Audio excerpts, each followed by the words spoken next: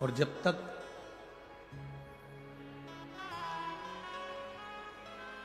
देवादिदेव महादेव की करुणा नहीं होती, कृपा नहीं होती, उसकी दया नहीं होती,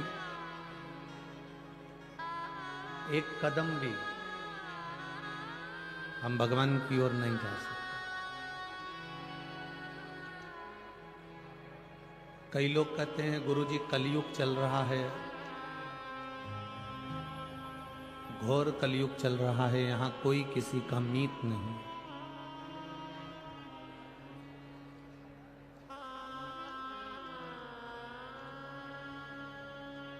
हम कहते हैं भगवान देवादिदेव महादेव से प्रार्थना करो, भगवान शिव को धन्यवाद दो कि इस घोर कलयुग में जहां भाई भाई को मारने दौड़ता है,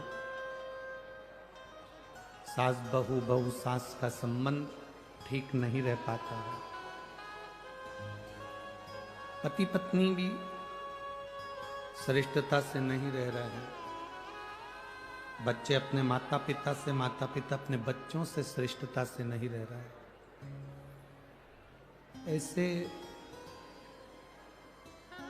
घोर कलयुग में भी भगवान शंकर की कथा आप अगर ये लाखों की संख्या में श्रवण कर रहे हैं तो ये कलयुग नहीं, ये शिव युग है जिसको भगवान ने बनाया।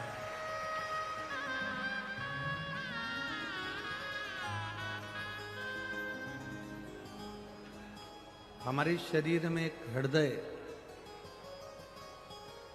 हमारे शरीर में एक मन, एक हृदय ऐसा होता है जिसको सतयुग कहा जाता है।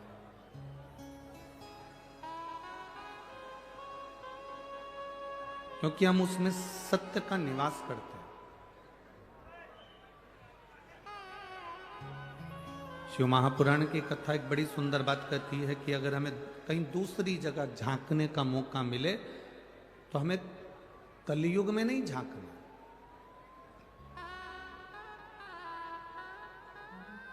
यदि हमें कहीं झांकने का मौका मिले तो अपने इस सतयुग में, अपने हृदय में झांक कर देखिए, उसमें तुम्हें बहुत कुछ मिलेगा, बहुत कुछ।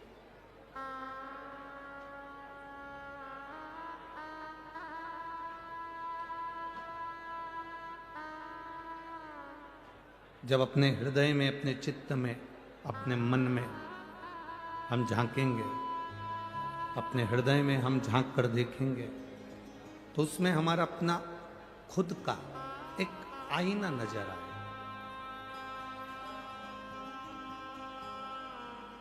जिस आईने में हम हमारे परमात्मा का दर्शन कर सकते हैं। एक बात हमने पहले भी कही, आज फिर कहते हैं, कहीं बहुत दूर तुम्हें जाने की जरूरत नहीं है भगवान को रिझाने के लिए।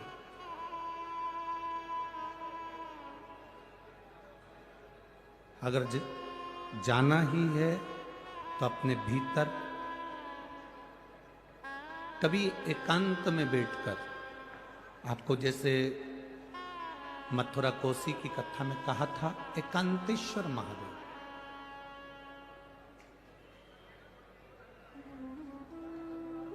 कभी तुम भी एकांत में बैठकर भगवान शंकर की भक्ति धारण करो।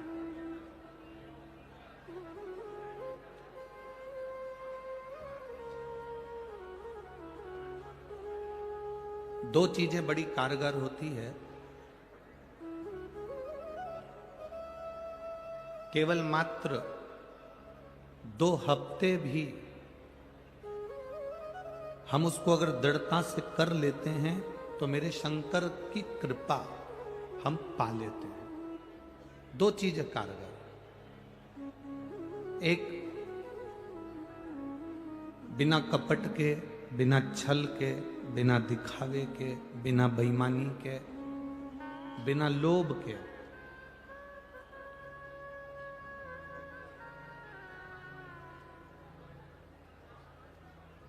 श्री शिवाय नमस्तुभ्यम मंत्र का जाप बेलपत्र के वृक्ष के नीचे बैठकर करना। उसमें एक बार आपकी कामना हो जाना चाहिए, उसके बाद तुम्हारे मन में ये नहीं आना चाहिए कि मैं इस कामना के लिए ये व्रत ये जप कर रही हूं। शुरू दिन आप जब बेलपत्र के पेड़ के नीचे बैठें, शुरू दिन जब आप बेलपत्र के वृक्ष के नीचे बैठकर कामना कर कर एक बार अपने मन में आ जाना चाहिए कि मैंने इस कामना से श्री शिवाय नमस्तुभ्यम मंत्र का जाप किया।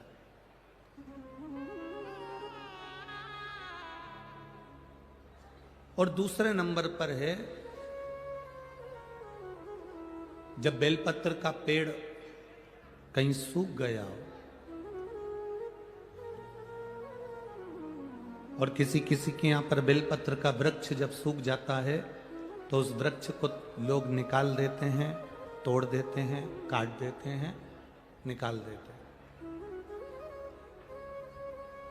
अगर किसी के यहां पर बेलपत्र का पेड़ कट गया हो, सूख गया हो, सूखा हो, किसी के काम नहीं आ रहा हो, तो वहां से बेलपत्र के वृक्ष की थोड़ी सी जड़ के पास का भाग लेकर आना और उसका चंदन जैसी मुठिया बना लेना और उसको फिर घिस कर मेरे देव अधिदेव महादेव को जब जल चढ़ाने जाओ तब वो बेलपत्री का चंदन मेरे महादेव को लगा कर आओ। हरे वृक्ष को नहीं तोड़ना। जो वृक्ष सूख गया, जो वृक्ष पूर्ण तरह से साल भर हो गया, 1.5 साल हो गया, 2 साल हो गया, किसी किसी के यहाँ का पेड़ कटने वाला है, सूख चुका है, बेकार हो चुका है, लोग उसे निकालना चाह रहे हैं, उसकी अगर थोड़ी सी लकड़ी, थोड़ा सा भाव मिल जाए, उसका घिसा हुआ चंदन देवादिदेव महादेव को समर्पित किया।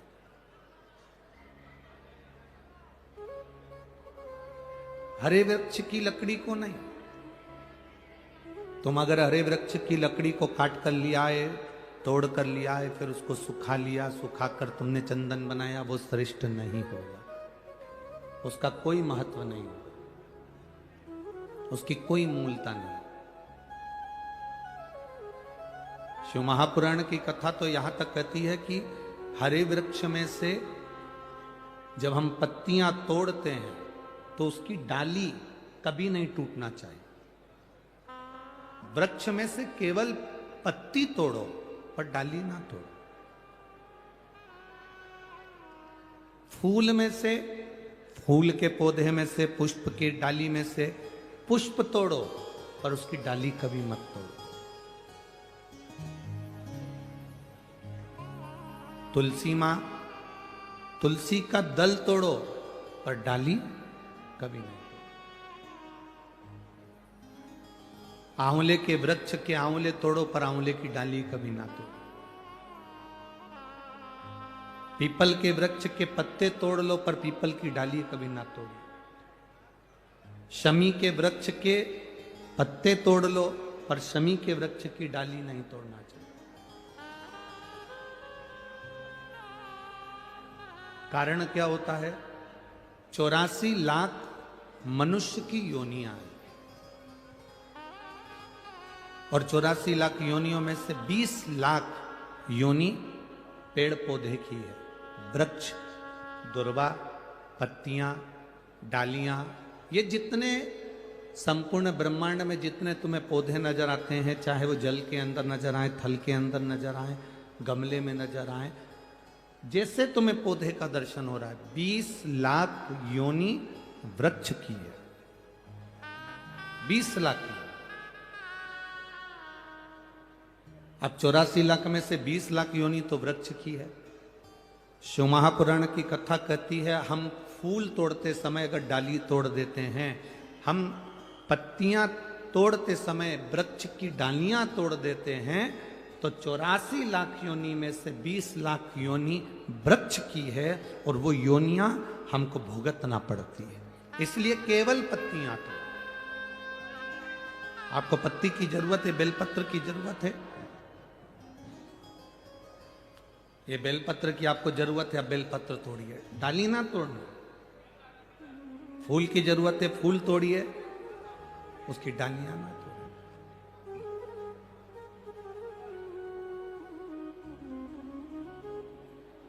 कई लोगों का ऐसा भाव होता है कि ढेर सारी डालियां तोड़ के ले आते हैं और मोहल्ले में पत्तियां बांटते हैं और सोचते हैं मैंने पुण्य कमाया। नहीं नहीं, इससे पुण्य की प्राप्ति नहीं। एक बड़ा सुंदर संवाद आता है।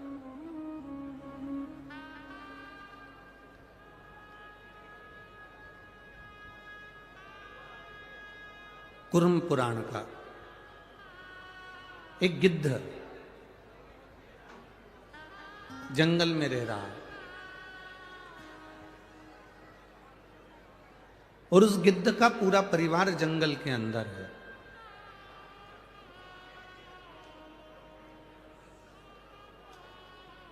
गिद्ध जंगल में है, गिद्ध का परिवार जंगल में है, वन में रह रहा है, वन विचरण कर रहा है।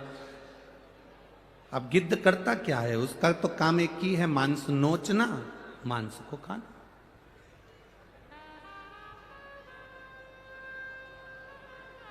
एक दिन गिद्ध जिस जगह से निकल कर जा रहा था तो वहां से 4 संत निकल कर जा रहे थे। बड़े भाव से वो चारों संत हरि गुणगान करते करते चले जा रहे थे।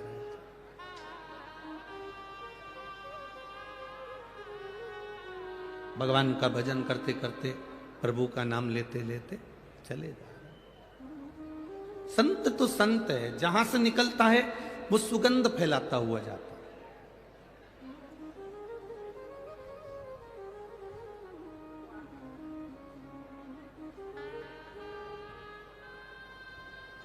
एक बेकार व्यक्ति और एक अच्छा व्यक्ति, एक अच्छे व्यक्ति का संग और एक बेकार व्यक्ति का संग।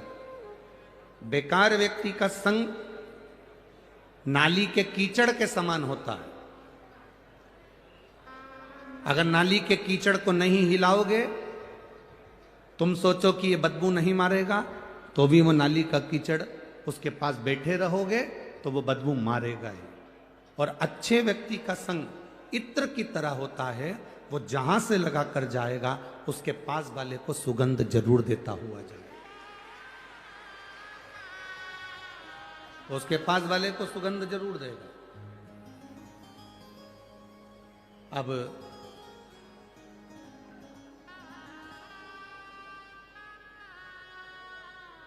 भगवान की विरल भक्ति को जैसे जैसे आप धारण करते जाते हो वैसे वैसे फल मिलते जाता।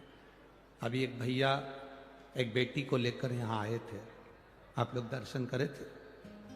उसको गोदी में उठाकर लेकर आए थे। इस बेटी को कभी अगर मौका मिले तो उस भैया से पूछना, उस भाऊ से बात करना।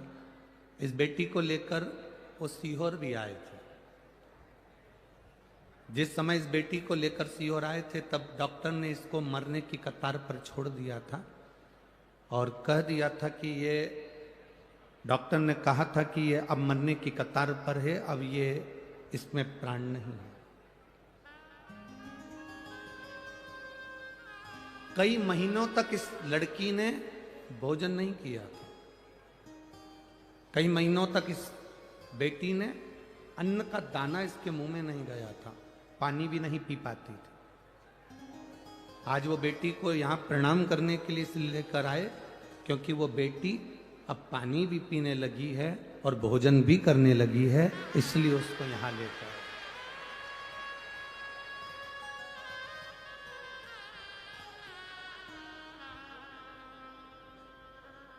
कि बाबा इतना संभाला है, प्राण छूटते हैं जीव के पर तड़प तड़प कर ना छूटे, ये हर एक व्यक्ति के मन के भाव होते हैं। शरीर मिला है, उसका प्रयोग।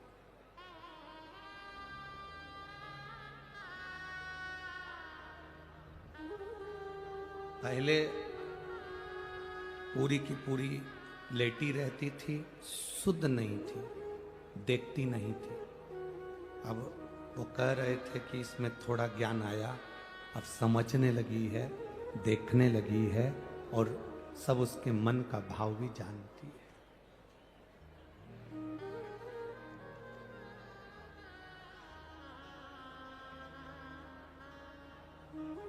संगत का असर, आपके भजन का असर, आपकी भक्ति का असर जरूर होता है। बैठिए, भक्ति का असर जरूर होगा, संगत का असर जरूर होगा, वो छूटेगा नहीं।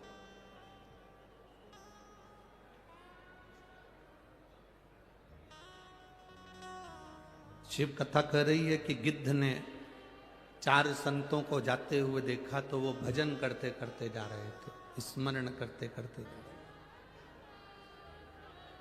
स्मरण करते करते, राम कृष्ण हरि जय राम कृष्ण राम कृष्ण हरि राम कृष्ण हरि राम कृष्ण हरि राम कृष्ण हरि। भजन करते करते वो जा रहे हैं, स्मरण करते करते वो जा रहे हैं।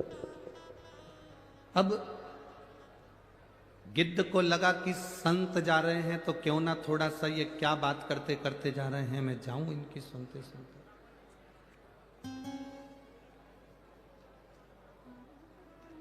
आप में से कई लोग ऐसे हैं जो कभी शिव महापुराण की कथा में आज तक नहीं गए। आप में से कई लोग ऐसे हैं जो कभी शंकर को मानते नहीं थे। आप में से कई लोग ऐसे हैं जो कभी शिव के मंदिर नहीं जाते थे। आप में से कई लोग ऐसे हैं अगर पड़ोसी भी जल चढ़ाने जाता था तो हंसते थे, पर जब धीरे धीरे आप अच्छी संगति में आए और आपने शिव जी को पहचानना प्रारंभ करा तब बाबा को जान गए। अब बाबा को आप छोड़ते नहीं हो, बाबा का भजन करते हो। कल एक पत्र था, कोई विपिन जी हैं, उन्होंने लिखकर भेजा था, नीचे इसमें रखा होगा, ढूंढेंगे समय लगेगा। उन्होंने उस पत्र में लिखा था, गुरुजी अब की बार हम कथा सुनने के लिए आए हैं तो 10 दिन के कपड़े लाए हैं। तो हम आपसे पूछे कि कथा तो धूलिया में 5 दिन की है, फिर 10 दिन के क्यों लेके आए हो?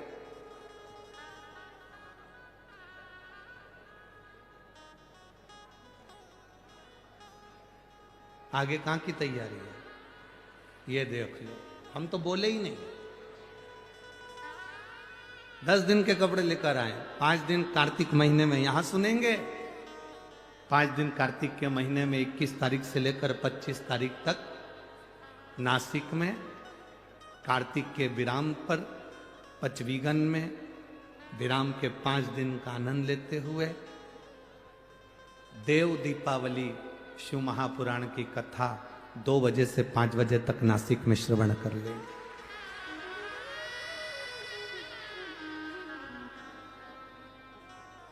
एक अभिलाषा लेकर गिद्ध पीछे पीछे चल रहा है। संत आपस में बात करते करते चले और संतों ने आपस में बात करते करते कह दिया कि जब कोई भगवान का भक्त, जब कोई संत, कोई भगवान का भक्त, भगवान का गुणगान करने वाला, भगवान की भक्ति में डूबने वाला, शंकर की आनंदमय लीला का धारण करने वाला, शिव चर्चा में डूबने वाला, रामकृष्ण पांडुरंगा हरि विठ्ठल का स्मरण करने वाला, दत्त प्रभु का नाम का स्मरण करने वाला, शिव के नाम का स्मरण करने वाला, राम के नाम का स्मरण करने वाला, कृष्ण के नाम का स्मरण करने वाला, जब कोई श्रेष्ठ भक्त कहीं से निकलता है तो उसकी चरण की जो रज होती है, उस रज में अगर गिद्ध के पंख भी उस रज का स्पर्श कर लेते हैं तो गिद्ध के पंख भी सोने के हो जाते हैं। गिद्ध के पंख भी सोने के हो जाते हैं। ये गिद्ध ने सुन लिया। अब गिद्ध को लगा मैं तो इतना मांस खाता हूं, मैं तो नोच नोच कर लोगों के मांस के छीतड़े निकाल देता हूं, और मेरे जैसे पापी के पंख भी क्या सोने के हो सकते हैं? मैं भरोसा नहीं करता, मैं विश्वास नहीं करता।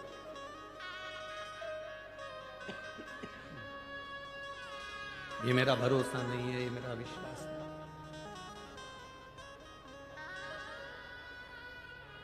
कई लोग हैं, क्या ऐसा होता है?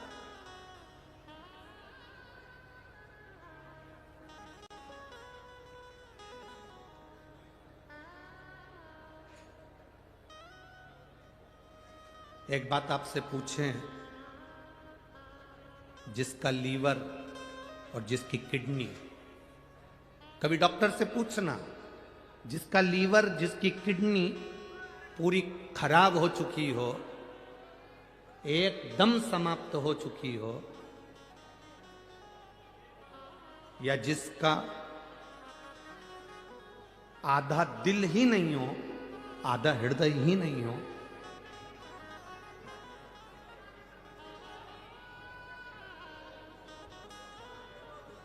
तो वो क्या संसार में बहुत दिन टिक सकता है?